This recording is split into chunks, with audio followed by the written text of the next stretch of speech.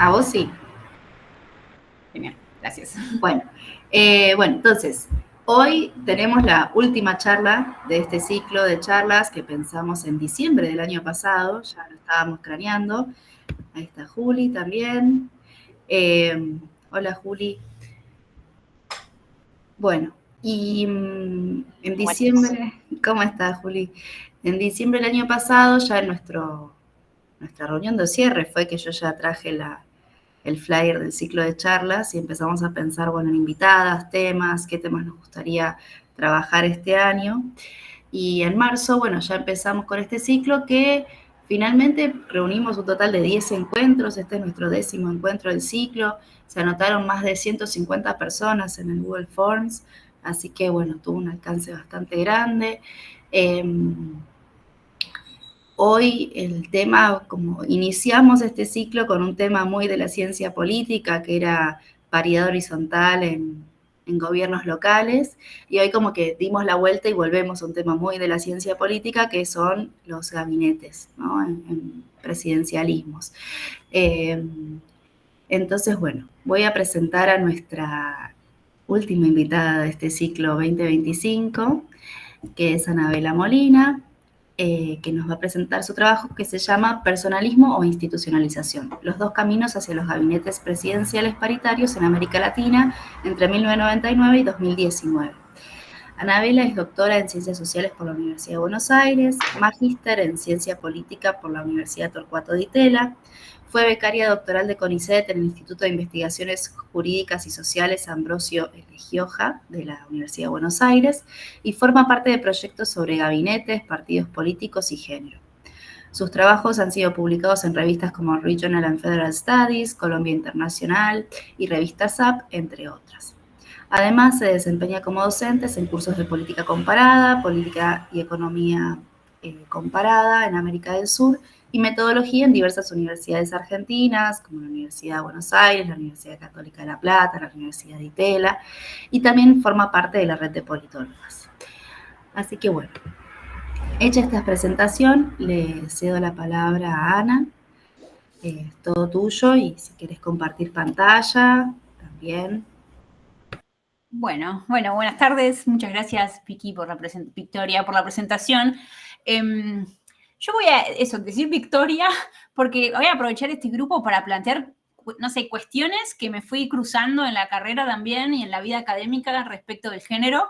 Entonces, digo, a Victoria la conozco, pero no le dije Vicky, y es algo que, obvio, este es un grupo de investigación, pero me parece que está bueno empezar a plantear. Que nosotras las mujeres en general nos llamamos con diminutivos muy rápidamente. A mí me pasa con estudiantes, a ustedes les debe pasar, y con los varones no lo hacen. No sé, yo ya empiezo así como para empezar a plantear, no sé, cuestiones. Igual cuesta, porque obviamente, y en Argentina somos muy poco formales en comparación con otras instituciones, pero he notado que muchas académicas, sobre todo de otras partes, lo hacen. Así que nada, como para empezar así. Eso por un lado. Después, bueno, agradecerles, como decía, y felicitarlas porque me parece que está buenísimo todo lo que hacen, me encanta. Las sigo en las redes y ahí siempre, nada, eso, apoyo. Porque falta, como sabrán y como abordará de todo este tema, mucho trabajo de género y de generizar la academia. Así que nada, encantada de dar esta charla. Y abierta también porque el tema que les voy a presentar es mi tema de tesis, que hoy ya lo defendí en una instancia que es una defensa, que es una defensa pública en la Universidad de Buenos Aires. Y tenía un público, bueno, me fue a ver mi familia, algunos amigos, bueno, académicos, pero no así más especializado en género, así que nada, me gusta cambiar un poco el público. Así que bueno, eso. Comparto pantalla. Ahora no voy a poder verlas, así cuando comparta, así que interrúmpanme, abran el micrófono, eso, y si no se escucha algo o algo, avísenme. ¿Sí? Ana, si querés que comparta yo, avísame, si no. No, igual no te preocupes, yo comparto, así no te preocupes. Pero me la voy a dejar, no sé qué, a ver. Ahí está. no, igual ahí sí las veo. Me abre chiquitito, es verdad, la ventana. Ahí está. Sí, las veo, las veo. Bueno, como les decía, fue un trabajo, dejé la diapositiva para contarles un poco, ya que es un grupo de investigación, si hay gente que va a presentar tesis, defenderlas de maestría o doctorado, puede servir. Así que bueno, dejé, mis directores son 2 directores varones que no trabajaban género, son Gerardo Sherlis y Marcelo Camerlo. Uno trabajaba a partidos políticos y el otro trabaja a gabinetes. Así que me tocó a mí, digamos, hacer la parte de género sin mucha supervisión, por así decirla. Y después tuve jurados. Bueno, María Eugenia Tula, ustedes la conocerán, es especialista en temas de género, así que ahí tuve una evaluación, digamos, bastante minuciosa en ese sentido, que obviamente estuvo bueno. Y bueno, lo que yo trabajé son los gabinetes, ¿no? En América Latina. Acá. Bueno, brevemente les cuento cómo organicé y cómo voy a dar esta charla, que es a partir de 5 partes, ¿no? La primera son como los antecedentes del tema, que son los gabinetes paritarios. Básicamente ahí les voy a contar cuál era el problema, cuál era la pregunta de investigación y como los límites, ¿no? Sí, aquello que encontré, esos problemas que tenía esa literatura. Después el marco teórico, que es algo así como el andamiaje, ¿no? Sobre el que creé o sobre el que me paré para plantear lo que sería mi hipótesis, que es esta hipótesis de que hay 2 caminos hacia la conformación de gabinetes paritarios. Después les voy a contar muy brevemente el método para que tengan más o menos una idea de qué se trataba. Es un método, anticipo un poco, que se llama, es un método mixto porque tiene como 2 partes. Uno es un análisis de QCA, es un poco menos intuitivo para explicarlo y después desarrollar algunos estudios de caso que me parece que son un poco más interesantes discutir y contarles a ustedes los estudios de casos. Bueno, después obviamente los resultados de ese análisis y las conclusiones. Y también dejé en la tesis, y eso en la defensa, en general una recibe evaluaciones, ¿no? De los jurados, que son como distintos comentarios, puntos, que ustedes, si ya presentaron en grupos de investigación, habrán visto, ¿no? Los comentarios que se imaginan, a veces algunos se imaginan o no, que van a hacer a un trabajo, y que a mí me sirvieron para ampliar, ¿no? El tema, para decir, bueno, qué es lo que me falta, etc. Que eso, bueno, ahora vamos a ir viendo. Bien, ¿cuál era el problema? ¿No? Bueno, el problema es básicamente ¿por qué estudiar gabinetes paritarios? ¿No? ¿Por qué estudiar gabinetes presidenciales paritarios en América Latina? En principio en todo el mundo, ¿no? Desde los primeros datos que hay son así sistemáticos y amplios para un periodo largo, periodo y para una cantidad grande de países, es que en 1966 había un 1% de ministras mujeres y en 2021 ese porcentaje se trasladó a 23%. Es decir, un aumento relativamente significativo, no significativo en términos del crecimiento, pero bueno, obviamente lejos de la paridad.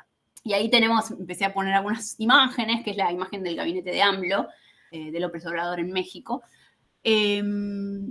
Bueno, ¿qué son, no, los gabinetes paritarios? Esto lo voy a explicar un poco más adelante, pero en principio es interesante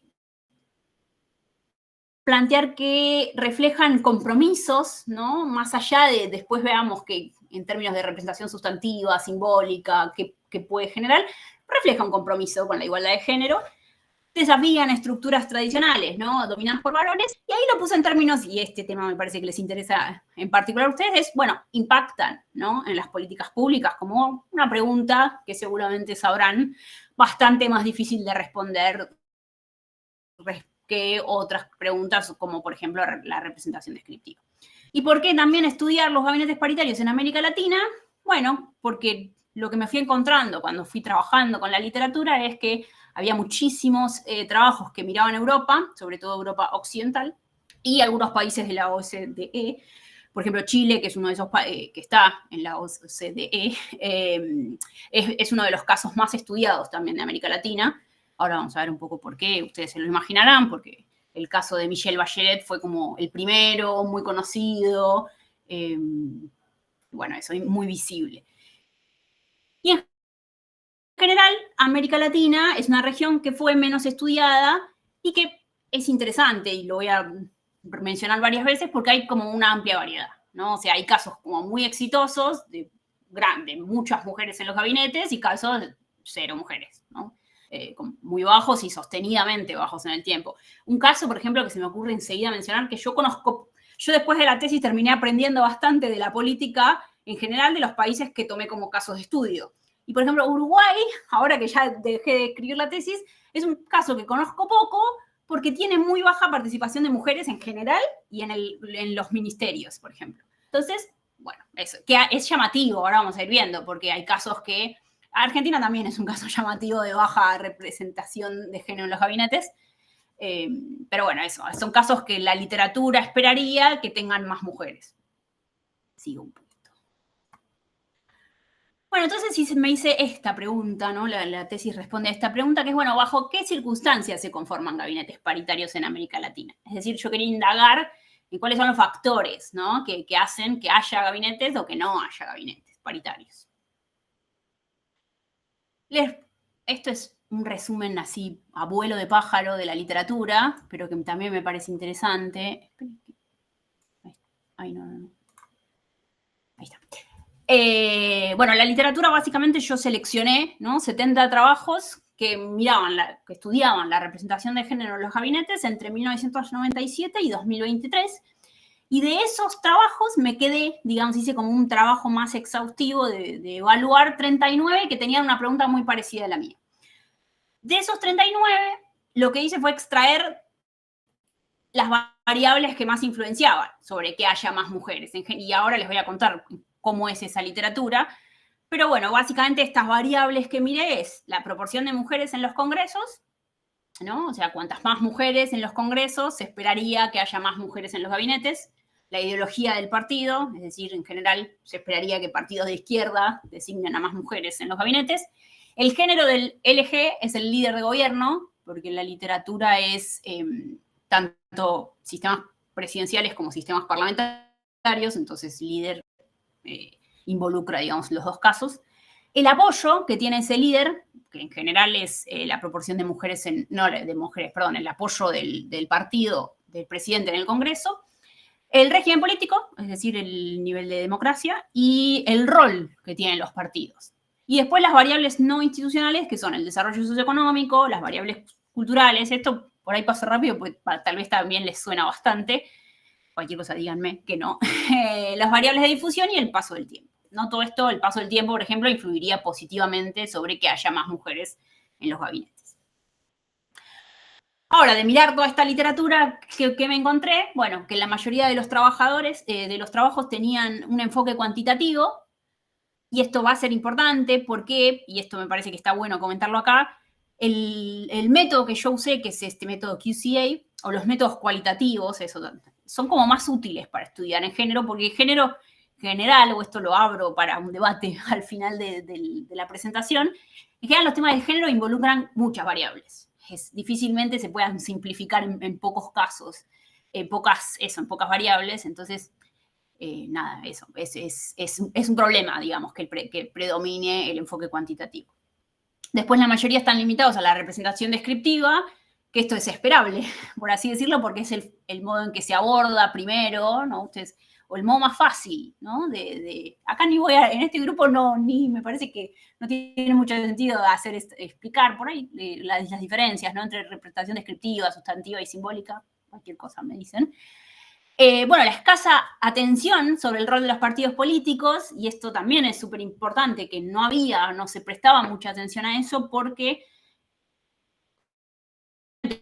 como muchos de estos trabajos miraban Europa, en Europa los partidos políticos se parecen más entre sí, son más bien institucionalizados, por decirlo así muy simplificadamente. Y menos atención también a la cuestión sobre el régimen político, es decir, los bajos niveles de competencia electoral. Es decir, estos son como los vacíos que había en la literatura, que a mí me parecía que había que meter, digamos, en el análisis o mirar con un poco más de detalle. Bueno, después me dedico, digamos, a definir más o menos qué entendí yo por gabinetes presidenciales paritarios. Es un subconjunto específico de gabinetes presidenciales, ¿no? Gabinetes presidenciales paritarios, porque yo miro América Latina, que esto es importante, ¿no? Cuya característica es la utilización por parte del presidente de un criterio. Y esto es lo que por ahí es más único, digamos, de mi tesis.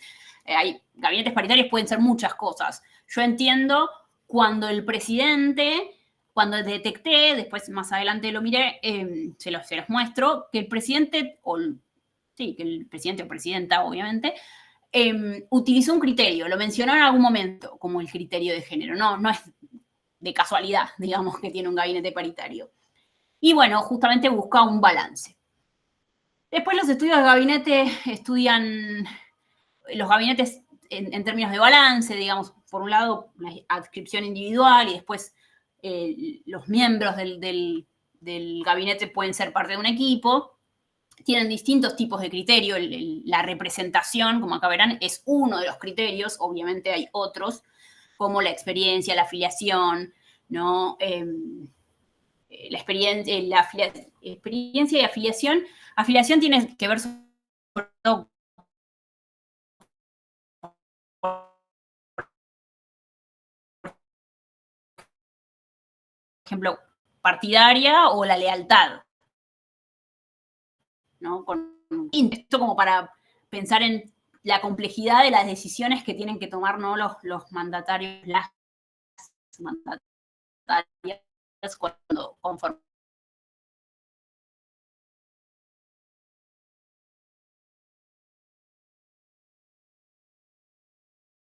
descriptiva, sustantiva y simbólica. No, la descriptiva tiene que ver con esta similitud entre representante y representado, la simbólica con el efecto. Esta es la que tal vez era más novedosa en mi tesis, y es más novedosa en general en la literatura, ¿no? de género. Ahora Gilas publicó en 2024 este libro sobre representación simbólica, que yo tomé bastante, que me parece súper interesante, me parece una dimensión que hay que seguir estudiando. Y la sustantiva, que, bueno, tiene que ver con los efectos, decíamos, ¿no? No con los efectos, perdón, con los intereses, si están representados o no esos intereses. Y después hice todo un apartado sobre que la paridad en América Latina tiene una connotación específica. Hay todo un debate bastante interesante de que en Europa, por ejemplo, la paridad se asocia más a una expansión de las leyes de cupo, y en Argentina no, en Argentina y América Latina no, tiene como otro significado. Y bueno, una de mis evaluadoras fue María Inés Tula, que es una de las personas que más sabe sobre ese tema, así que me dediqué bastante a explicitar esa parte, que tiene que ver justamente con que haya un balance de género, con que haya una equidad en los resultados, no por eso no tiene que ver solo con las cuotas, con la representación, sino, bueno, no, efectos concretamente. Y también algo interesante para este tema que está vinculado con la democracia, es decir, no podría existir paridad sin democracia. Y esto es un tema que en realidad a mí me quedó corta, digamos, la tesis, es un tema que me faltó desarrollar mucho más. Bueno, obviamente uno no puede abarcar, ¿no? Un montón de cosas, pero sí me parece que es un tema que va recobrando como más importancia con el correr del tiempo y con lo que vemos que va pasando, ¿no? Con los regímenes en América Latina. Así que lo voy tirando como para la discusión al final. Bueno, después les cuento un poco sobre cómo es la literatura, ya no tanto de gabinetes, ya no tanto de género, sino más bien sobre gabinetes, y sobre como algunas particularidades de América Latina. Es que, bueno, hay muchísimos estudios de gabinetes, lo que era en América Latina, y está bastante desconectada, ¿no? La literatura, eso es lo que después de leer mucho me fui dando cuenta, ¿no? Como por un lado estaba la literatura de género y gabinetes en Europa, y por otro lado estaba la literatura de gabinetes en América Latina. Entonces, bueno, como que lo que hacemos en general, ¿no? Ustedes seguramente, varias que están ahí escribiendo tesis o con sus proyectos, es, bueno, unir esas literaturas, ¿no? Y América Latina es súper interesante incluir la cuestión partidaria porque hay una diversidad muy grande, ¿no? De sistemas de partidos. Y esa diversidad, ahora vamos a ver, tiene consecuencias. Eso es lo que a mí me parecía súper interesante de profundizar. Tiene consecuencias sobre el género.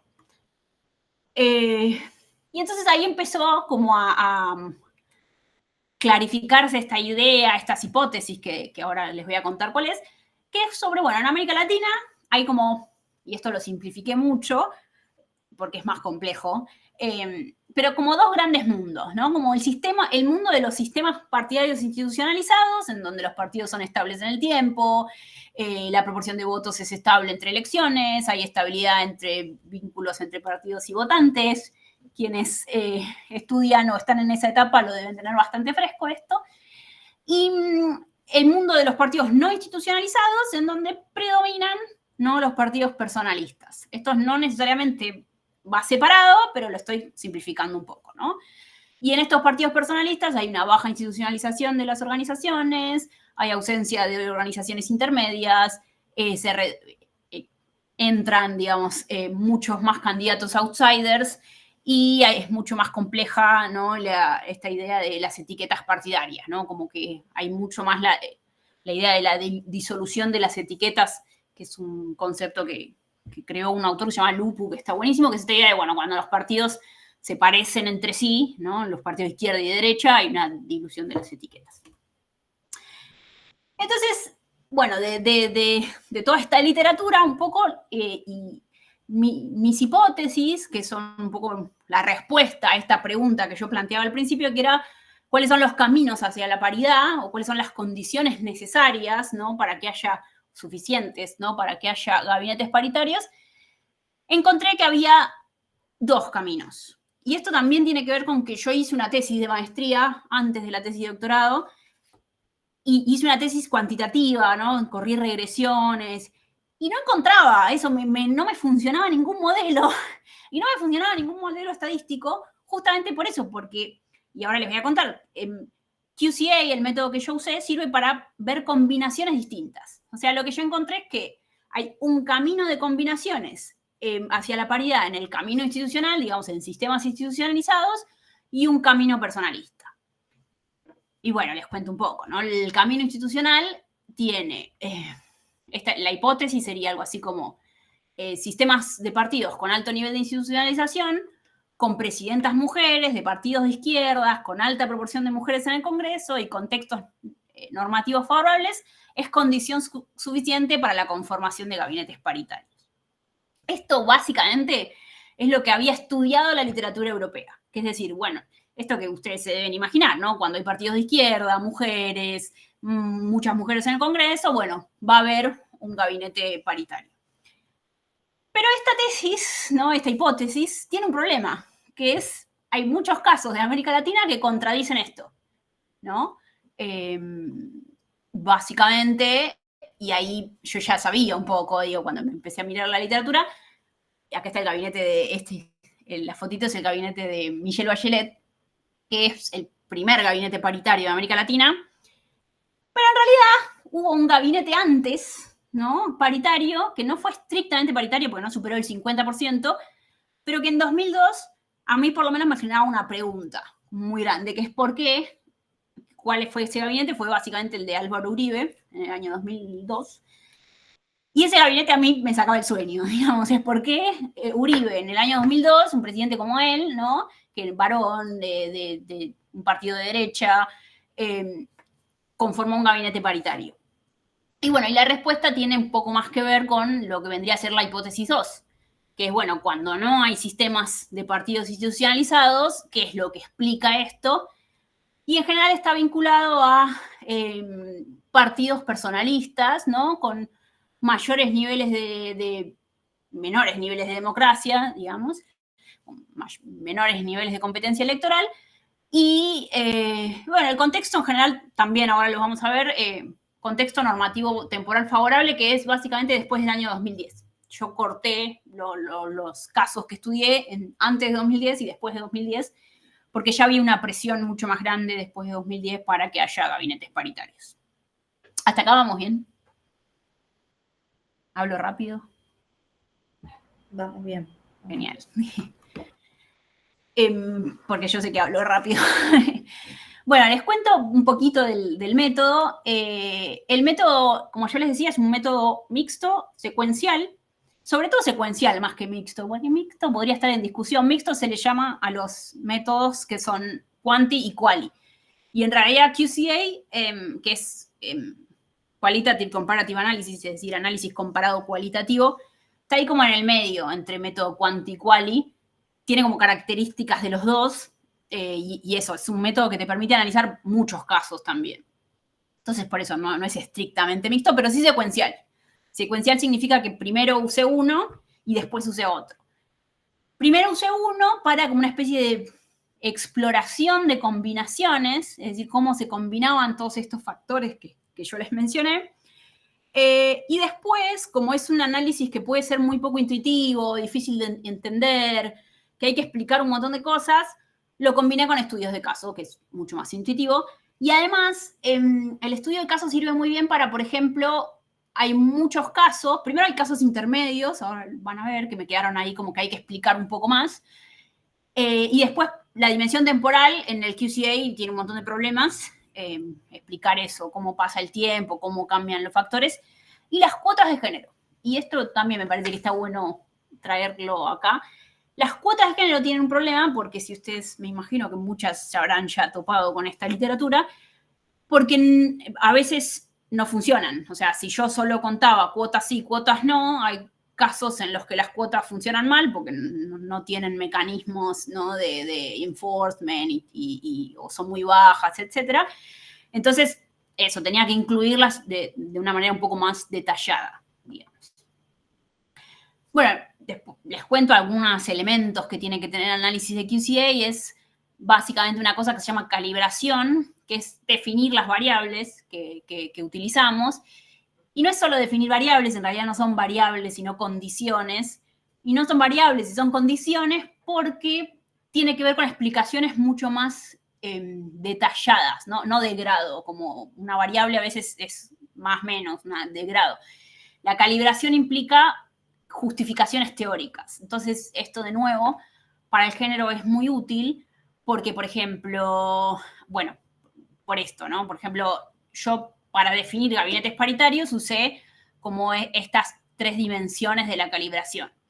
Una es la numérica, ¿no?, la representación descriptiva, es decir, que haya por lo menos un 40% de mujeres en el gabinete, pero esa sola no me alcanzaba, digamos. Entonces le sumé que haya por lo menos representación de las mujeres en carteras masculinizadas o de alto prestigio, y que el criterio sea explícito. Es decir, encontrar en alguna entrevista, en algún lado, que el presidente o la presidenta hayan querido efectivamente formar un gabinete paritario. Es decir, no que haya sido casual. En general esto es fácil de cumplir, digamos, este criterio. Y entonces, en el periodo que yo analicé, que no sé si lo dije, que analicé 18 países de América Latina desde 1999 hasta 2019. Ahora me queda incorporar estos últimos años para otros análisis. Y encontré, teniendo en cuenta esta definición que yo había dado antes, 12 gabinetes paritarios. Hay algunos que ahora, bueno, les cuento un poco así cuáles son, ¿no?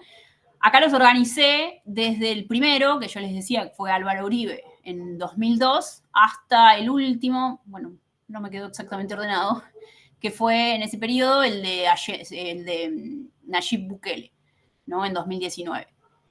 Y esta línea así más oscurita hice como para marcar los que habían sido antes de 2010. ¿Por qué corté ahí? Porque primero por una cantidad de años, digamos, tener la primera mitad del periodo, 10 años, ¿no?, de un lado y la segunda mitad del otro. Y además porque 2009 fue un año en que se incorporaron constituciones paritarias en Bolivia, en Ecuador, en Costa Rica. Entonces era como, bueno, la región dio como un paso normativo, digamos, hacia la paridad. Como que es más fácil, ¿no?, después de ese periodo armar gabinetes paritarios. Lo que volvió más interesante entender por qué, ¿no?, estos presidentes, ¿no?, y Chile menos, porque digo, Chile se parece más a lo que decía la literatura de Europa, el de Bachelet, porque Uribe había designado un gabinete paritario, ¿no? Bueno, y acá, bueno, está la proporción, ¿no?, de mujeres. Acá la referencia en donde había encontrado que habían hablado. Eso, hay una entrevista en la que la secretaria privada de Uribe menciona que él estaba como muy preocupado en que haya un número importante de mujeres en los gabinetes. y acá en qué carteras estaban, ¿no? Defensa, economía, carteras de peso, ¿no? Bukele, por ejemplo, es paritario, pero el resto de las que incluyó acá las incluyó en carteras, está bien, incluyó en economía y relaciones exteriores, pero después incluyó en carteras como muy menos importantes, ¿no? Bueno, estos son como los resultados del análisis de QCA, que son un poquito difíciles de explicar, pero te los resumo un poco para que tengan una idea. Primero, ¿qué son condiciones necesarias? Son como condiciones que tiene que haber para que haya un gabinete paritario. Y ahí encontré que no hay una sola condición necesaria, es decir, que sí o sí se tienen que dar varios factores, ¿no? Y eso como que es un análisis un poco más complejo, que mete casos contrafácticos, mete todos los casos de la región, ¿no? Gabinetes paritarios y no paritarios. Pero bueno, eso se los cuento, y después cualquier cosa podemos retomar. Encontré que el personalismo, esto sí es interesante, que yo no lo sabía, digamos, me lo dieron los datos cuando empecé a explorar, que 66,7% de los casos tenían partidos personalistas, ¿no? Yo tiré en el modelo, digamos, varias variables, estas que les decía al principio, género, ideología, género, ¿no? Del líder, ideología del partido del presidente, la proporción de mujeres en el Congreso, los niveles de democracia, bueno, etcétera, en el modelo, y eso, me salió que el partido, la personalización, es el partido personalista, era muy importante para que haya gabinetes paritarios. Eso como una primera, ¿no? Un primer hallazgo. Y que además, en general, de todos estos partidos personalistas estaban encabezados por presidentes varones. O sea, de todos no había ningún caso de mujeres de partidos personalistas, de presidentas que se combine con partidos personalistas. Y esto va a tener más sentido cuando les cuente un poco más en detalle los estudios de caso. Y después el último caso, lo último interesante que encontré de las condiciones necesarias es que se presentaban el 50% de los casos o contextos normativos favorables, es decir, o que sea después de 2010 el gabinete, o nivel alto de institucionalización partidaria. Esto como eso. ¿Cuáles son las condiciones suficientes? También, esto es el QCA, pero básicamente yo encontré que yo podía hablar de condiciones suficientes para 10 de los 12 casos. Eso adentro de lo que es el QCA es bastante bueno, digamos, como que tengo un índice de consistencia del 83%, es decir, todas estas combinaciones me funcionan para 10 de los 12 casos, lo que es un buen dato. Y hay como distintas, QCA tiene como todo un protocolo que es bastante interesante, hay que presentar como distintas formas de en que encontraste los resultados, pero simplifico un poco. Encontré que había como dos combinaciones distintas, ¿no? Que se presentaban en muchos casos. Una es esta combinación, que es la ausencia de democracia, este cosito significa ausencia, esto es democracia, y la presencia de un presidente de un partido personalista, estaban en muchos casos de gabinetes paritarios. Y la otra combinación es la presencia de un partido de izquierda con altos niveles de democracia y un sistema de partidos institucionalizado. Y acá lo que hice básicamente fue graficar un poco esto, porque si no parece un poco confuso. Y es básicamente que, por ejemplo, los casos de Uribe y de Iván Duque entran en esta combinación, ¿no? Y también el caso de Daniel Ortega, que son las 3 presidencias de Ortega, fueron las tres últimas, digamos, conformó gabinetes paritarios. Y el camino institucional, que son las presidencias de Laura Chinchilla, Alvarado Quesada, que es el presidente de Costa Rica del 2018, AMLO, y Bukele y Bachelet, que tienen... Bukele no tiene esta combinación, es un caso, ahora les voy a mostrar un caso atípico de esta combinación, que justamente es un caso, los casos como en el medio son los casos que después tengo que desarrollar un poco más. Y Bachelet, que Bachelet no tiene esta combinación, sí, también tiene esta combinación, pero básicamente no entró acá porque Chile tiene un bajo nivel de mujeres en los congresos. Entonces acá ordené un poco, digamos, estos 12 gabinetes presidenciales paritarios en como el camino típico institucional, que tiene esta combinación de factores, el camino típico personalista, que tiene esta combinación. Los casos contradictorios son los que el análisis no me arrojó resultados, entonces también los expliqué como con un poco más de detalle. Obviamente son 12 casos, uno no puede explicar 12 en profundidad, sino que fui eligiendo casos. Y casos desviados, ¿no? Que se parecen a estos, pero tienen alguna diferencia importante. Y básicamente, después desarrollé estos casos típicos, ¿no? De cada uno de estos casos para que sea un poco más entendible cómo fue y que estos son los estudios de caso.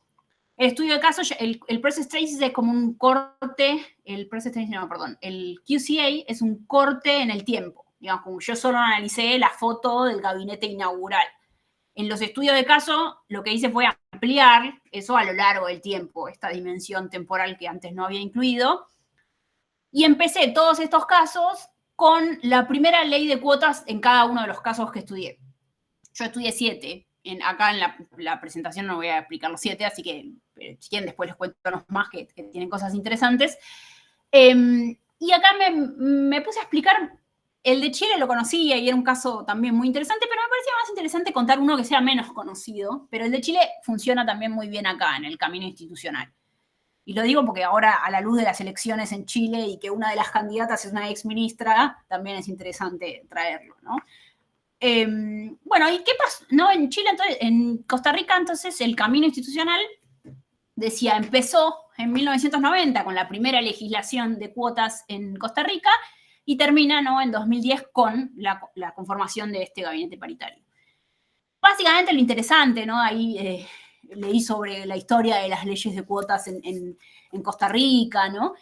Y básicamente tienen un camino como muy progresivo, parecido al de Argentina. Si conocen Argentina, es como, bueno, primero las aplica, primero son optativas y las aplica solo el PLN, que es el Partido de Liberación Nacional, que es el partido de Laura Chinchilla, y el de Oscar Arias, que es un presidente muy importante también en Costa Rica.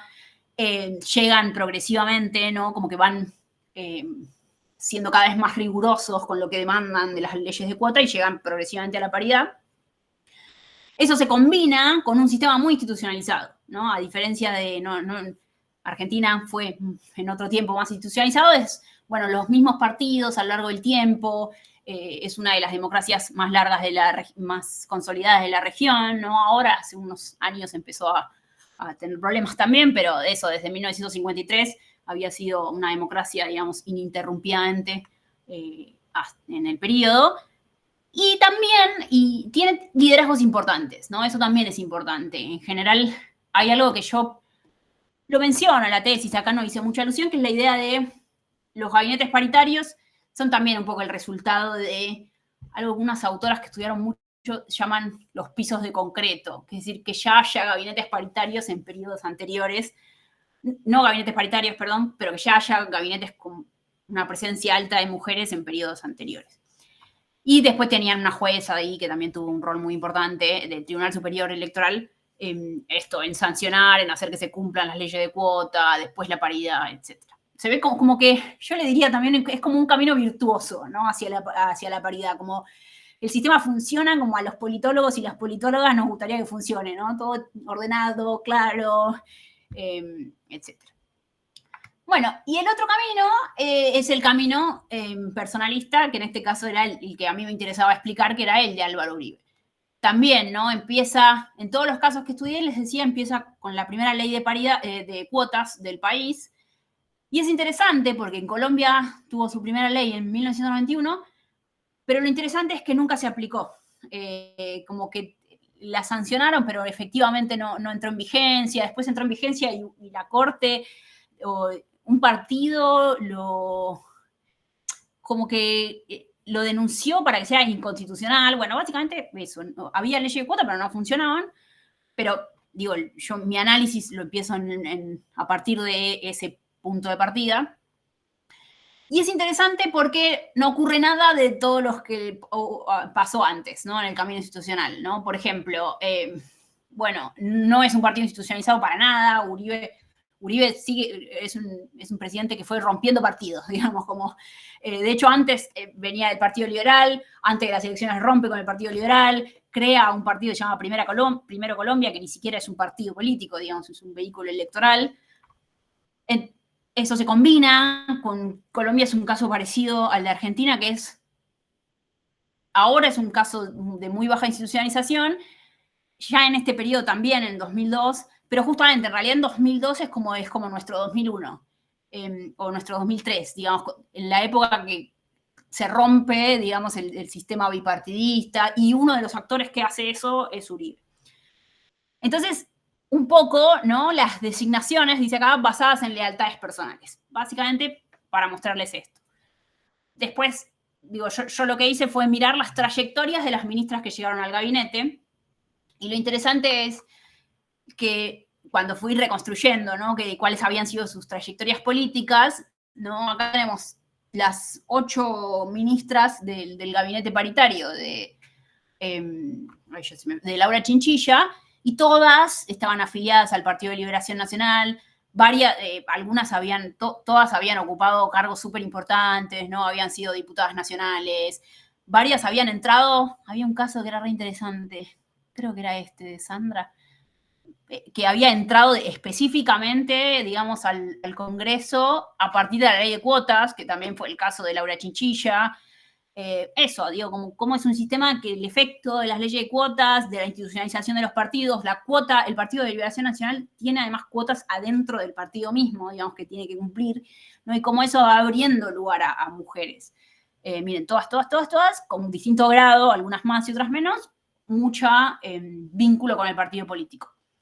Y el caso de Colombia, totalmente distinto, ¿no? Acá, muy rápidamente, de las 6 ministras, 2 pertenecían al partido con el que Uribe había cortado, o sea, que ni siquiera era el partido del presidente. Una venía del otro partido, otra venía de otro partido, digamos, que más chiquito. 2 eran independientes, ¿no? Como nada que ver, y todas mucho más asociadas su llegada al gabinete a sus vínculos con Uribe o no, ¿no? Como personalistas con el líder. Y después incluí, también que me parecía interesante, el caso de Bukele era un caso que estaba ahí medio en el medio, porque El Salvador tiene un sistema institucionalizado, pero Bukele, como Uribe, como que son estos personajes, digamos, que vienen como a romper bastante la política partidista. Básicamente Bukele también rompe con el partido con el que se presenta. Bueno, y básicamente las ministras, lo mismo que antes, ¿no? Todas independientes. Independientes y también, en general, más tecnócratas, ¿no? Vinculadas a eso, al líder. Ay, ¿cómo venimos de tiempo? Argentina lo incluí como un caso negativo. Esto también es interesante y en QCA se hace, que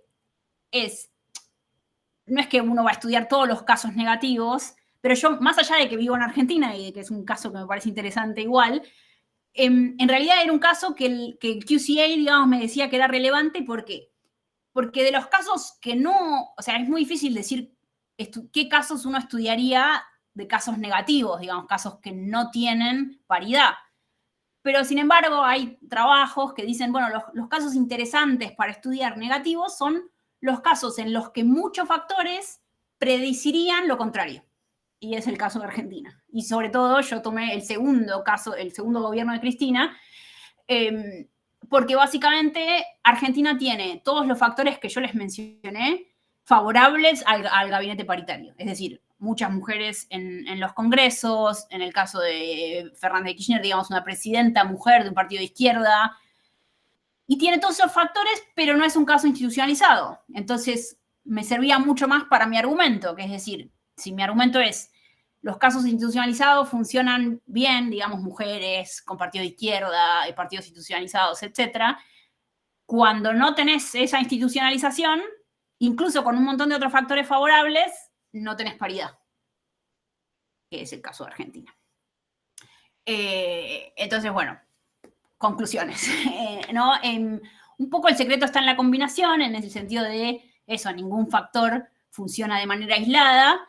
El rol de los partidos políticos es central, es algo que no había estudiado mucho en la literatura, que a mí me parece que hay que seguir estudiando, que es, bueno, qué pasa con las mujeres en los partidos políticos. El camino personalista es el camino más frecuente en América Latina, y esto también es súper interesante porque cada vez pareciera que hay más caminos personalistas, y esto tiene consecuencias sobre algo que yo no analicé, por los límites de la tesis, que es, bueno, los efectos, ¿no? Como verán, yo no analicé nada sobre cuáles son las consecuencias de que haya más mujeres en los gabinetes. La representación de géneros en los congresos, la ideología y el género no solo facilitan la conformación, sino que eso ocurre solamente en contextos institucionalizados.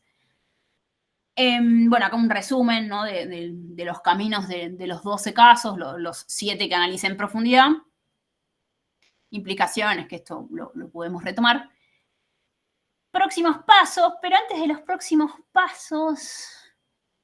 Bueno, esto, si quieren, también lo podemos ver un poco, es básicamente todos los casos, ¿no? de que yo estudié, los 18 de América Latina. Las 2 rayitas, una es, esto es de mi tesis de maestría, que la rayita negra, o sea, la celestita es la proporción de mujeres en los gabinetes, y la negra es ponderado por género y prestigio de las carteras que las mujeres ocupan, que se llama GPS. Y algo que les quería mostrar, básicamente era esto, ¿no? Como los efectos, ya que venía hablando de los efectos, que es algo que yo no estudié, digamos, como que lo corté ahí la tesis, pero sí lo marqué como algo que me parece interesante seguir estudiando. Y a hoy, que pasaron 2 semanas de las elecciones en Chile y se vienen en 2 semanas, ¿no? Por ejemplo, es cuántas de las ministras de América Latina, ¿no? Argentina, ¿no? Fueron después candidatas, precandidatas, presidentas o vice. Como que evidentemente hay efectos simbólicos sobre todo de esto, o sea, no me parece casual que tantas mujeres que hayan sido ministras después sean candidatas, ¿no? Bueno, Patricia Bullrich, Dilma Rousseff fue ministra en varias ocasiones antes. Marina Silva es una de las... Marina Silva es ahora actualmente ministra de Ambiente de Brasil, y además es una de las... entiendo yo que cerrar con el Partido Verde, el Partido Socialista, perdón, no me acuerdo. No, el Partido Verde, sí. Fue medio clave para que Lula gane las elecciones, y es una de las que fue líder de su partido un montón de tiempo en Brasil. Entonces también, digo, es como un caso interesante. Bueno, Bachelet también fue ministra, el caso que yo les decía ahora, ¿no? Janet Jara, que ahora va al balotaje contra Kast. Bueno, un montón. Laura Chinchilla también había sido ministra. Una de estas que yo les mencionaba en Colombia es una... como una líder súper importante en la política colombiana, está Marta Lucía Ramírez. Así que bueno, un poco dejo de compartir. ¡Ay! Las perdí. Ahora están. Bueno, quería cerrar un poco con eso, como la discusión de por qué me parecía interesante y hacia dónde va estos estudios. Nada, me cansé un poco de hablar. Eso. Hasta aquí llegué. ¿Preguntas, dudas? Gracias, Ana. Yo creo que hay como mucho para debatir. Primero, bueno, gracias por compartirnos. Es como toda otra defensa de tesis de doctorado súper comprimida, que una tesis doctoral es algo que es un choclo, entonces tratar de comprimirlo en 45 minutos es un gran desafío ya de por sí. Y aparte de esto, con una metodología que es compleja, porque también, digo, QCA no es un método que estemos acostumbrados ni que llegamos a ver en la carrera, entonces también es aprender otra metodología nueva, que está buena esta combinación de factores y estas condiciones necesarias o no para que se den determinados resultados que buscamos. Y esto, cómo podemos triangular, ¿no? Cómo combinar con distintas metodologías, que está re bueno, y esto para después entender los casos más en profundidad, como bueno, una vez que los clasificamos, después, bueno, podemos ir hacia estos casos más en profundidad para ver qué pasó realmente ahí y por qué estas combinaciones de factores que deberían dar una cosa no dan, ¿no? Creo que es un ejercicio que también para tratar de ordenar, ¿no? Un montón de información, como que tenemos un montón de casos y muchas veces también las tesis es esto, es como, bueno, mismo lo que vos hiciste con toda la bibliografía que leíste, fue tratar, bueno, de identificar, bueno, de estos 70 trabajos, de los 39 con los que yo me voy a quedar, ¿cuáles son los factores que la bibliografía ha identificado como influyentes en la conformación de gabinetes paritarios, sean institucionales, no institucionales, como bueno, todo ese acto ya de clasificar todo, de identificar variables, es todo un trabajo en sí. Así que está bueno que nos hayas compartido también esa parte, porque digo, muchas veces una se queda como en la parte más de los resultados, el análisis de los datos, y se pierde toda esta parte previa, que es parte también de las tesis y de las investigaciones, y lleva muchísimo tiempo además, muchísimo tiempo. Es todo un ejercicio también tratar de clasificar y ordenar todo esto, y encontrar los vacíos también, ¿no? Como, bueno, ¿qué fue eso sobre lo que todavía, bueno, esos factores que todavía no se identificaron, como vos bien identificás, bueno, el rol de los partidos políticos, que no, quizás no se le había dado tanta relevancia, como ponerlo en valor. Así que nada, es un súper laburo y bueno, en primer lugar agradecerte por habernos compartido todo esto y que volvemos a también discusiones muy institucionalistas. Digo, justo vos mencionás el caso de Costa Rica, que yo retomo, ¿no? Fue nuestra primera charla del ciclo, cuando hablábamos de la paridad horizontal en Costa Rica, porque también Costa Rica es uno de los pocos países que tiene una legislación sobre paridad horizontal para gobiernos locales. Entonces, bueno, como justo que también tengan experiencia en gabinetes paritarios, como que también es un caso interesante para analizar Costa Rica, ¿no? Me parece. Pero bueno, abro ahora el espacio para si alguna tiene alguna pregunta o le gustaría que profundicemos sobre algún caso en particular, algo que les haya llamado la atención o alguno de los factores identificados en la tesis. Bueno, nada, es un espacio para preguntas y para debate también, ¿no?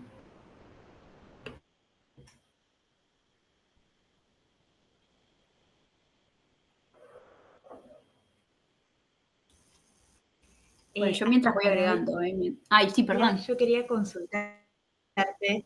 Sí, no, yo te quería preguntar sobre cómo distinguís cuáles son las carteras de mayor prestigio, de mayor importancia, cuáles serían los criterios, si tiene que ver con el presupuesto o con una cuestión más tradicional de relaciones exteriores, defensa, economía, y cuáles serían las menores, las de, no sé, desarrollo social o educación, o sea, está re buena la pregunta. Gracias. Está re buena la pregunta. Primero respondo la pregunta. En realidad yo tomé una clasificación de unas autoras que para mí tienen el mejor trabajo de género y gabinetes, que se llaman Crook y O'Brien. Además, Mona Lena Crook para mí es la mejor politóloga que trabaja. Es institucionalista, digo, sí, por ahí no trabaja en esos temas, pero para mí es Dios, digamos, de la academia. Porque además ella trabajó un montón, desde un montón de lugares el género, violencia política, ejecutivos. Entonces, bueno, en 2012, ella con esta Mona Lena Crook y O'Brien, no me acuerdo cuál es el nombre de O'Brien, pero bueno, publicaron un paper que miraba un montón de miraba 192 casos, creo, de países en 2009, en todo el mundo, y ellas usaban dividían a las carteras en alto prestigio, mediano y bajo. Alto prestigio es lo que en general la literatura de género, de gabinetes, perdón, trata como el círculo cercano del presidente, que son relaciones exteriores, y el Ministerio del Interior. O sea, ellas en el paper básicamente tienen como en el apéndice cuáles son. Obviamente esto tiene problemas cuando en algunos casos funciona mejor. Cuando uno tiene que comparar un montón de casos, algunas cosas te perdés, ¿no? No sé, desarrollo social en Argentina es un gabinete re importante y para todo el mundo es un gabinete intermedio, digamos. Relaciones exteriores en Argentina no es tan, es importante, pero no tiene el peso que tiene en la mayoría de los casos. Pero bueno, cuando uno compara muchos casos, en general ese es un problema difícil de evitar. Deportes, ¿no? Y en general, ellas igual tuvieron en cuenta también cuando armaron esa tipología, por ejemplo, la asignación presupuestaria. Eso es bastante uniforme. Y el de género, o sea, esa es una, ¿no?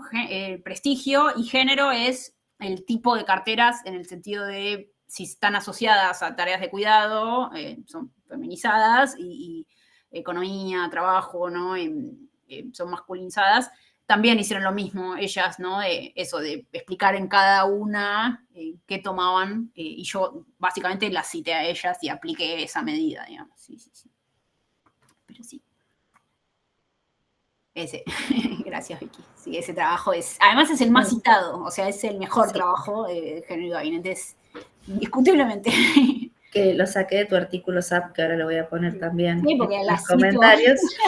Que también después, si no, para el índice de paridad, por ejemplo, de PNUD, el de Atenea, hay una clasificación que se hace de las carteras ministeriales, porque justo el índice de paridad política, el IPP, tiene una dimensión que es poder ejecutivo, y hablan de las áreas vinculadas con la producción o reproducción del sistema. Entonces ahí como que hay otras que tengo que verlo, está en una nota al pie, ¿no? Son unas autoras también que clasifican ahí, sí, de preservación, reproducción y producción del sistema, como hacen esas 3 categorías. Así que también se podría llegar a utilizar para clasificar, pero bueno, sí, hay distintos criterios ahí para clasificar ministerios. Sí, después, eso, aprovecho que la mencioné a ella, a Mona Elena Cruz. Eso, como que en la tesis de maestría había hecho este trabajo más cuanti, y no me daban, digo, después como yo hacía correlaciones y me salían como con muchos problemas, por eso, porque las variables, ¿no?, se mueven distinto, y me parece interesante plantearlo esto. QCA, necesitas alguna clase de método que tenga en cuenta muchos factores. Sobre todo si haces estudios más comparados, ¿no? Si van a ser comparados. Por ahí sí. En estudios de caso, obviamente, uno ya tiene en cuenta muchos factores. Pero bueno, eso. Por eso me detuve y les expliqué y comenté eso, que por ahí es un embole para gente que no le interesa QCA y todo eso. Gracias. Sí. Y la nota estuvo buena, porque la nota básicamente es el capítulo 1 de la tesis. Y eso, que si van a escribir tesis de maestría o algo así, sistematizar la literatura y publicarlo como nota de investigación, o por ustedes como nota de investigación, está buena. Nota de investigación yo recomiendo mucho publicar así, porque son publicaciones un poco menos exigentes, digamos, que un artículo, porque uno no tiene que mostrar resultados. Entonces ordena mucho ir publicando notas, por así decirlo. Así que, sí. Si tienen ahí alguna publicación en mente, es una buena idea. Y totalmente, y más en este caso que hiciste toda la recolección y sistematización de toda esa bibliografía, que ya es un laburo en sí mismo, entonces es súper publicable también. Sí. Yo quería traer un poco esto, se abre el debate de la representación descriptiva y sustantiva. Simbólica, bueno, ya es como otro nivel, ¿no? Nos vamos a otro nivel. Pero si se te ocurre alguna manera en la que se podría evaluar si estos gabinetes paritarios versus gabinetes no paritarios impulsaron más políticas vinculadas a los intereses de las mujeres o a los derechos de las mujeres, si se te ocurre, digo, esto es para pensarlo ahora, para que lo debatamos, digo, vamos a debatir entre todas, cómo medir esto, ¿no? Sí, cómo evaluar. Me trataba de acordar porque fue, creo, una de las preguntas de las evaluadoras, así que está buenísimo. Por suerte, en las tesis a veces te anticipan un poco las críticas, digamos, entonces uno las prepara y se va guardando cosas, ¿no? Yo ya sabía como que organicé un poco mi presentación sabiendo para explicar eso. Bueno, es un tema que está re poco estudiado, ¿no? Porque es mucho más difícil. Sobre todo comparadamente es más difícil, y hay unas autoras que se llama, hay una que lo estudió, que estudió Cabinet Friendly Policy, algo así como, bueno, eso, políticas de género amigables, y ella lo que hizo fue, no me acuerdo, esto no lo repasé para ahora, pero voy a tratar de hacer memoria, como que estableció como un conjunto de carteras, digamos, de ministerios, y determinadas políticas, ¿no? Esto para poder hacerlo comparado, como, no sé, aborto es el más obvio, pero, no sé, políticas de cuidado, ¿no? Y entonces, bueno, analizó en qué carteras podían tocar, digamos, en qué ministerios podían trabajar eso, y creo que, no sé, si lo hizo medio cuanti, es como, bueno, eso, contó cuántas políticas, cuándo ocuparon ministras, etcétera. Pero eso, es muy difícil hacerlo comparadamente, pero por ahí seleccionar algo que se empezó a hacer también, que a mí me parece re interesante, y justo a colación a que alguna trabajaba, es estudiar el gabinete de economía, ¿no? El Ministerio de Economía. Y yo dije, sí, es la post, o sea, como, bueno, acá tenemos la experiencia, ¿no? De cuando Sol Prieto y la anterior, cuando muchas feministas, digamos, ocuparon espacios de poder en el Ministerio de Economía, ¿no? Que salió este presupuesto con perspectiva de género, etcétera. Me parecía que eso, por ahí no es mucho más difícil estudiar políticas de gabinete en sentido amplio, pero estudiar ministerios específicos es mucho más realizable y está, bueno, yo digo, sí, es un estudio que me gustaría hacer, como, bueno, Ministerio de Economía, ¿cuánto avanzó? Comparar vis a vis gobiernos distintos. Pasa que hay que...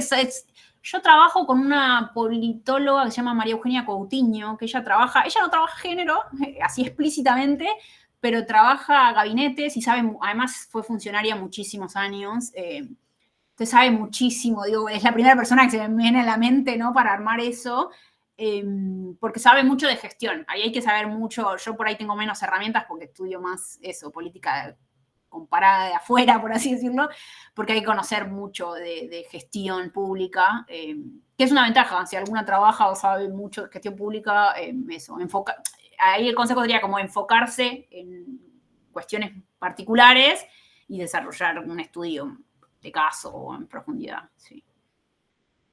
No sé si se entendió, pero sí. Sí, totalmente. Ahí estaba pensando que Sofi Pérez, fan de Coutinho. ¿En serio? Bien, me encanta encontrar. Sí, me pareció que estaba el otro día en el acto, en el auditorio. Sí, está, claro, estuve con ella. Entonces charlando. Le preguntaba a las chicas, pregunté si era ella. Me pareció. Sí, es una genia ella, sabe mucho.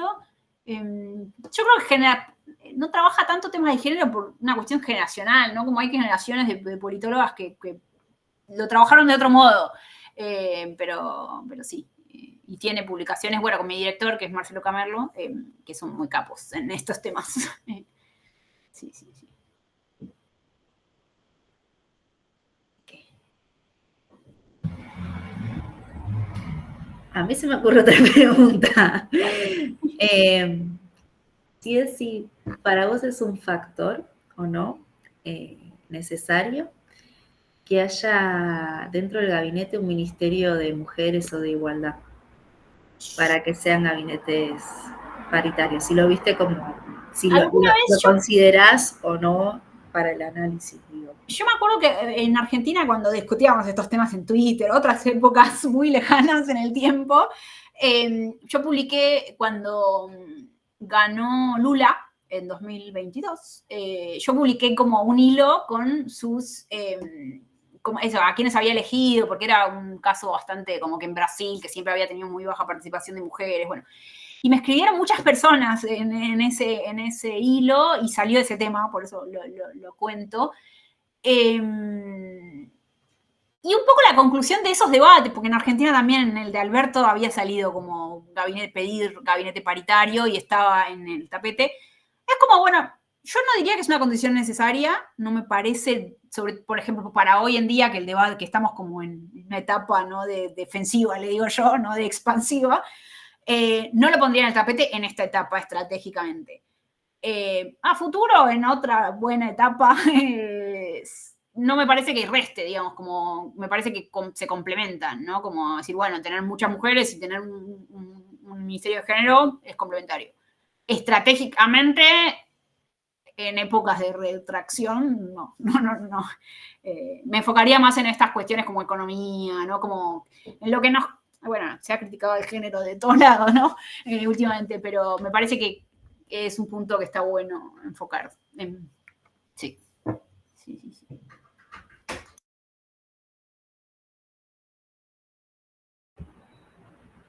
Bueno. Más preguntas, dudas, comentarios. ¿Puedo hacer otra? Sí, obvio. ¿Sabés no sé si es algo que, alguna variable o algo que consideraste. ¿Sabes si algunas ministras venían de, además de su participación o su pertenencia partidaria o la afiliación, digamos, si alguna venía del movimiento feminista o movimiento de derechos de las mujeres, tenía trayectoria en ese sentido? Sí, está re bueno tu pregunta. Bueno, en Argentina tenés el caso de... Ay, ¿cómo se llama la abogada esta? Gómez Alcorta, que viene más de ese lado. Pero el caso más interesante de eso es Bolivia. Bolivia es un caso que yo no expliqué mucho, que tuvo un gabinete paritario, es este que me dio de contradictorios. Y Bolivia es re interesante porque la paridad en Bolivia la impulsaron un montón de mujeres de los movimientos sociales. Y entonces ellas, yo sé que tuvieron un rol súper importante y es interesante que Bolivia es el único caso que en la Constitución pide que haya gabinete paritario. Después tiene un problema que es que no tiene mecanismo de sanción, entonces solo hubo gabinete paritario después de la reforma en 2009, pero sí sé que muchas de las que llegaron, o sea, que entraron en ese gabinete eran mujeres con mucho peso en esas agrupaciones, o sea, y que habían participado como muy fuerte en esos debates. Sí. Y después me parece que la otra candidata de Chile, la que no Janet Jara, pero la otra, la que llegó fue ex ministra, digamos, candidata en las primarias, venía de eso, de como movimientos sociales, así. Qué buena pregunta. Sí, y también acá se me ocurriría si lo ves más en casos de los gabinetes institucionalizados o en casos más personalistas, ¿no? Es una buena pregunta porque justo el de Bolivia es el caso que quedó como muy en el medio. O sea, yo ahí creo que en la tesis lo puse como un caso híbrido, incluso como estudio de caso, como que no podía definir, o sea, era personalista en el sentido de, bueno, Evo y cierta gestión, pero es cierto que el MAS y la construcción de poder del MAS en esas épocas fue como intentaron institucionalizarlo mucho, entonces era como un híbrido, y las mujeres que habían llegado al gabinete tenían esta trayectoria menos institucionalizada, o sea, no menos institucionalizada, menos vinculada a un partido político y más vinculada a movimientos sociales. Entonces me parecía que en Bolivia sí poner las categorías muy de la política comparada europea hace mucho más ruido en Bolivia que en Chile, por ejemplo, por cómo funciona la política. Así que sí, me quedo híbrido. Sí. Tal vez más personal, digo, en una mirada así que te obliga a poner los dos casos, tal vez es más personalista, pero es el caso menos personalista de los personalistas. Problemas de usar variables dicotómicas también. Tener que meter. Pero bueno, simplifica bastante explicaciones complejas también. Sí. Sí, está bueno. No, después tal vez aprovecho para plantearlo en este grupo, que a mí me interesa ver su opinión, que es esto de que un poco las dos mujeres evaluadoras que tuve me marcaron, o me hicieron preguntas relacionadas con el futuro de los gabinetes personalistas. Como decir, bueno, pareciera que el personalismo está asociado a bajas credenciales democráticas. Si la paridad solo está incluida en gobiernos democráticos, ¿qué pasa? Y ahí sí, fue como, sí, es algo que yo no estudié tanto, que ahora la literatura de género le empezó a prestar mucho más atención, que es qué pasa cuando partidos de ultraderecha tienen un montón de mujeres, que porque efectivamente gracias a cuotas o por el desarrollo mismo ya hay muchas mujeres y nosotros celebramos eso, yo lo celebro, pero qué pasa cuando esas mujeres no defienden, digamos, políticas sustantivas de género. Me parece que es algo que en estos espacios hay que empezar a plantearnos, no sé, cómo estudiarlo, de qué maneras, no sé, como un tema urgente, tal vez, de estudio, no sé. Sí, totalmente, y va con esto, ¿no? Ay, perdón, Sofía. No, que justamente trataba de pensar eso, por eso preguntaba lo de la trayectoria, que por ahí, sin entrar en el análisis de las políticas que efectivamente se lleven adelante y cómo repercuten en los cuidados, no sé, por ahí saber de dónde vienen, además de qué partido político, nos puede dar una pista. Sí, está bueno porque por un lado la literatura te diría que si vos tenés más trayectoria, o sea, una trayectoria más larga, es más esperable que vos tengas después, digo, como una mujer con mucha trayectoria, tenga después como más poder, ¿no? Que se mantenga en el poder, entonces que los institucionalistas institucionalicen, ¿no? La representación de género a largo plazo.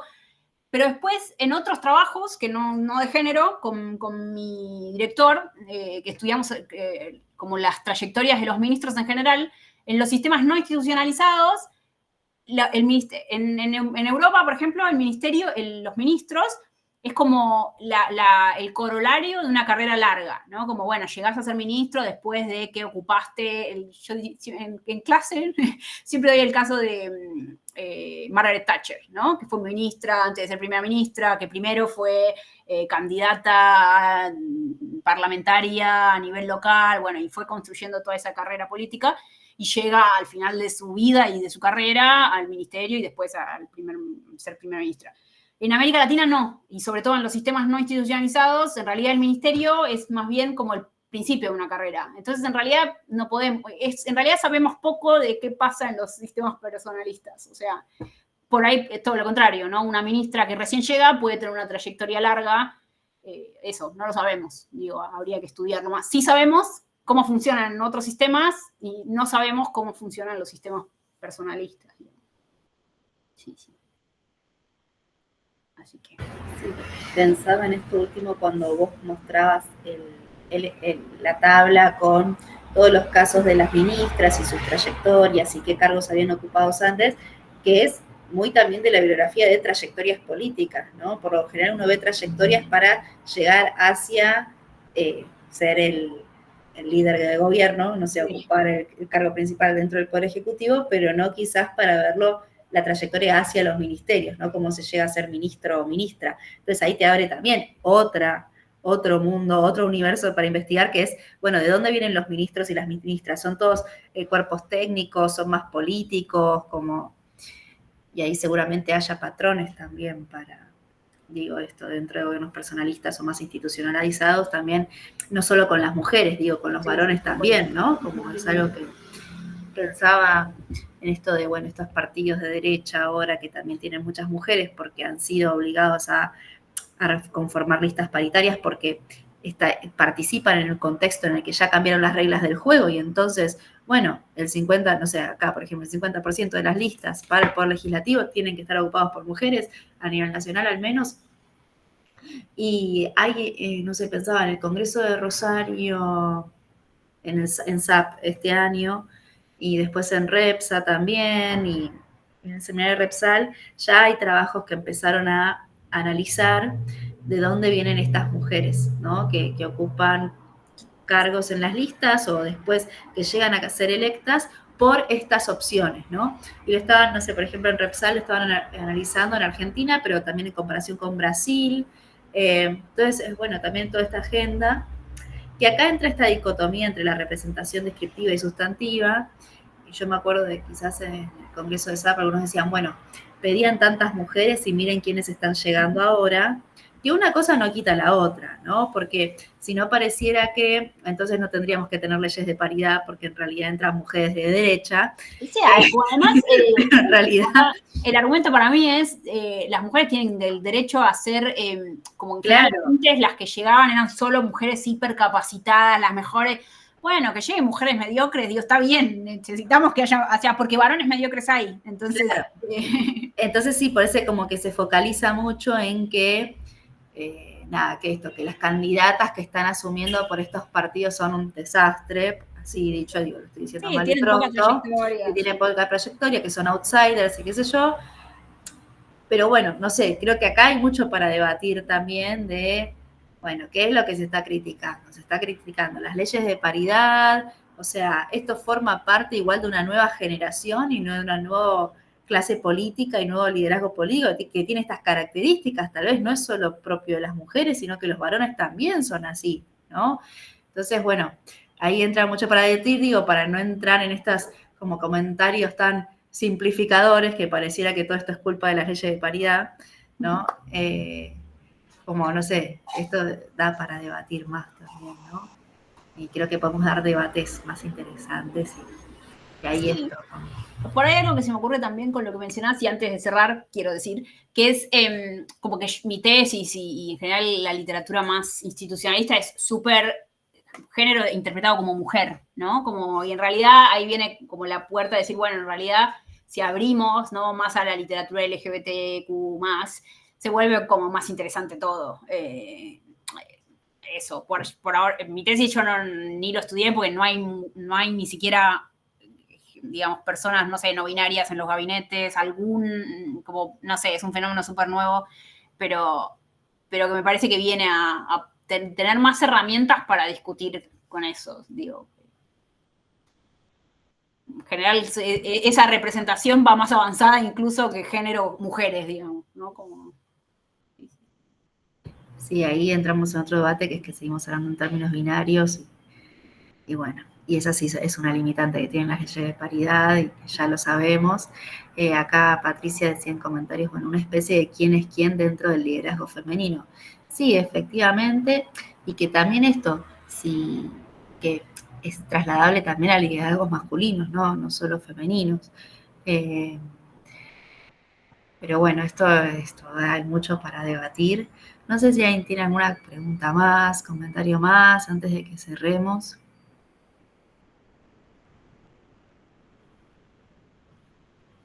¿No?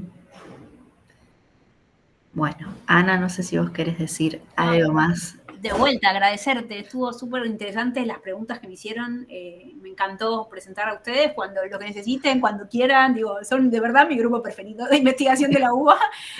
Así que eso. Bueno, gracias a vos, Ana, que fuiste nuestra última invitada del ciclo de este año. Ya hoy estuve mandando los mails para coordinar el ciclo 2026. Así que, bueno, muchas gracias también, Patricia, por sumarte.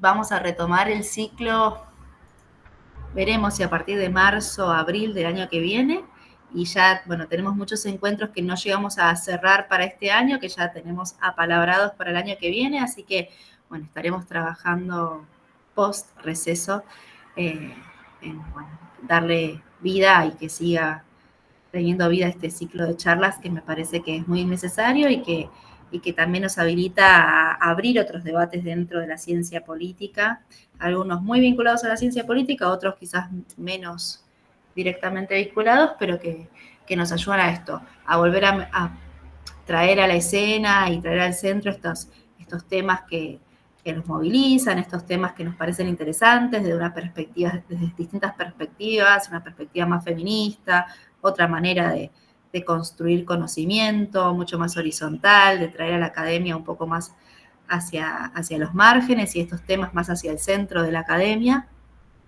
Y, bueno, hacerlo todo un poco más, no sé si traducible, pero bueno, tratar de salir de esos tecnicismos y esas formalidades de la academia y tratar de bajar un poco los temas, que no queden estas discusiones solo en ámbitos cerrados, sino que los podamos abrir hacia otros espacios como este, ¿no?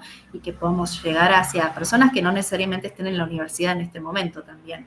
Por eso esa es la idea de que el ciclo sea abierto a todos quienes quieran sumarse. Y bueno, estaremos subiendo el video de la grabación de este encuentro al canal de YouTube, estaremos compartiendo por nuestras redes sociales, y bueno, nada, gracias a todas por sumarse, ha sido un año muy intenso de charlas, así que bueno, gracias por el esfuerzo, por la participación y por la asistencia. Bueno, sin más, ya siendo las 8:30 de la noche de este lunes, gracias Ana, y bueno, gracias a todos por sumarse. Chau, chau, mil gracias. Besitos. Gracias. Chao, gracias.